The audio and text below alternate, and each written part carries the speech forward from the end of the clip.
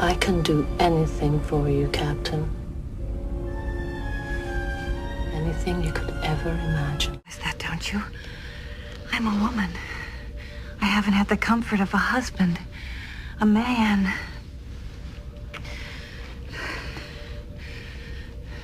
Not now, Doctor.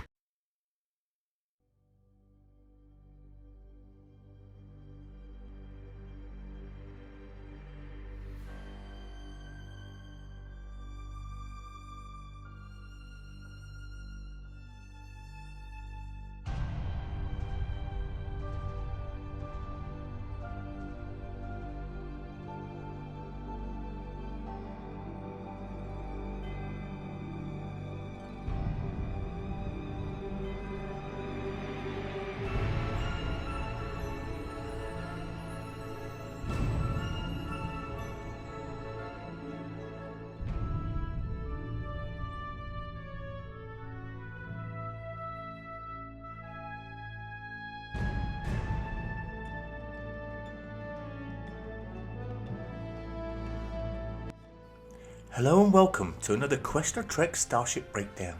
Today we'll be breaking down the NCC 1701D USS Enterprise Galaxy Class under the command of Captain Jean-Luc Picard. The USS Enterprise NCC 1701D was a 24th century Federation Galaxy Class starship operated by Starfleet and the 5th Federation starship to bear the name Enterprise. During its career, the Enterprise served as the Federation flagship and was in service from 2363 to 2371. The Enterprise was built at the Utopia Planitia Fleet Yards orbiting Mars and the Sol system. The construction was a massive undertaking, involving thousands of people across disciplines. Construction was supervised by Commander Quinteros, and Dr. Leia Brahms was responsible for much of the Enterprise's warp propulsion system design.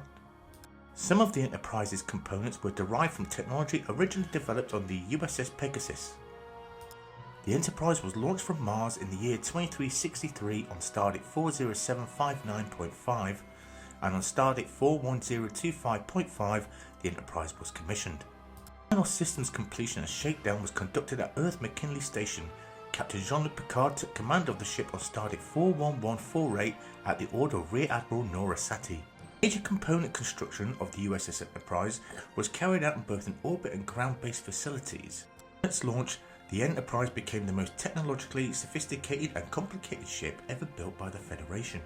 Service aboard the Enterprise was considered an extremely prestigious assignment, and they attracted some of Starfleet's finest officers. They were noted for their impressive abilities among Federation citizens and other Alpha Quadrant races. In fact, it was such a prestigious ship, many of their officers were able to bring their families to live aboard with them. However, in 2365, the safety of the Galaxy class, in particular its warp propulsion system, came into question when the USS Yamato was lost in a mysterious accident near the Romulan neutral zone, claiming the lives of all personnel and their families. And undoubtedly the most prominent early Galaxy class starship was the Federation flagship USS Enterprise D, which apart from two brief periods under the commands of William T. Riker and Edward Jellicoe, was commanded for its entire service history by Jean-Luc Picard. The Enterprise D made first contact with a multitude of new species, including the Q Continuum and the Borg Collective. Its diplomatic efforts helped cool tensions between smaller regional powers and prevent dramatic upheavals to the security of the Federation during the Klingon Civil War.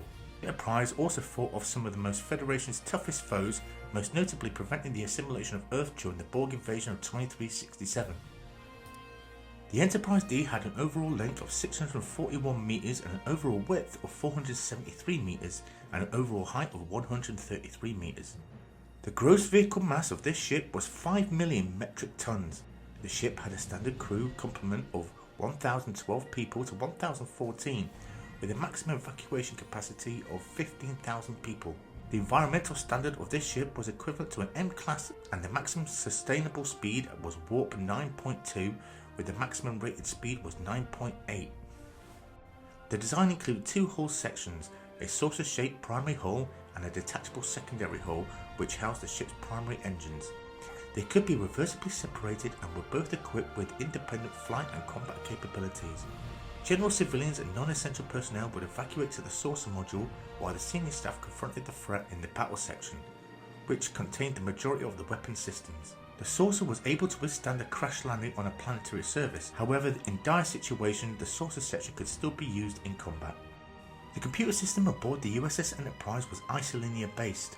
Computer systems were concentrated in a computer core which was accessible through the maintenance room.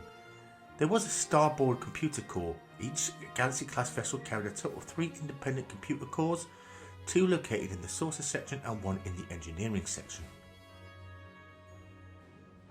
The Galaxy class was equipped with 12 phaser banks distributed in phaser arrays at various points along both hulls. One array was located on the dorsal of the battle section and could only be used following a separation. Multiple phaser beams could be fired simultaneously from a single array. There were also fore and aft torpedo launchers on the engineering section. Each launch tube was capable of firing at least 5 photon torpedoes simultaneously, and each torpedo capable of being independently targeted. In the 2360s, the Galaxy class ship typically carried about 250 photon torpedoes. The torpedo launchers were also capable of launching probes. The Galaxy class also carried an antimatter mines and supported a high capacity deflector shield grid.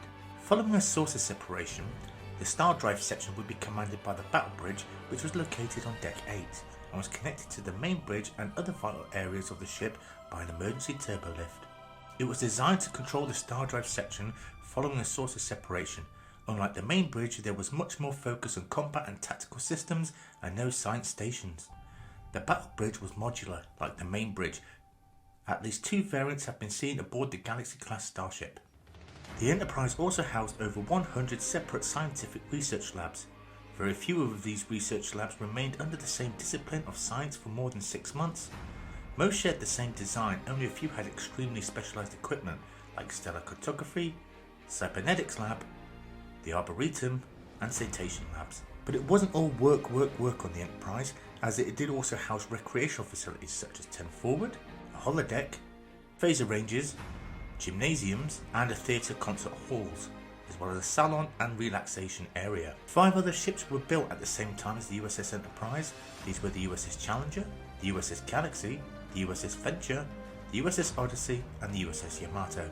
Although I do think it's noteworthy to mention that Admiral Hanson's ship from the episode Best of Both Worlds was also a Galaxy class starship, however the name of this ship was never mentioned. Unfortunately, the USS Enterprise D was destroyed above the planet of Viridian 3 by a Klingon bird of prey in the year 2371, when its shield frequency was at 257.4 MHz transmitted to the bird of prey controlled by the Duras sisters. Forcing the evacuation from the star drive section into the saucer, the blast wave from the explosion of the star drive section caused the saucer to crash on the planet Viridian 3. And thus was the end of the USS Enterprise NCC 1701D, and a new ship was commissioned, which was of course the Enterprise E, as Sovereign class. But that is a video for another time. Thank you all for watching, and hopefully you enjoyed the video. Please don't forget to like, comment and subscribe. Also, if you want to support this channel, there is a link to our PayPal and our Patreon in the description below. Thank you for watching. Good night.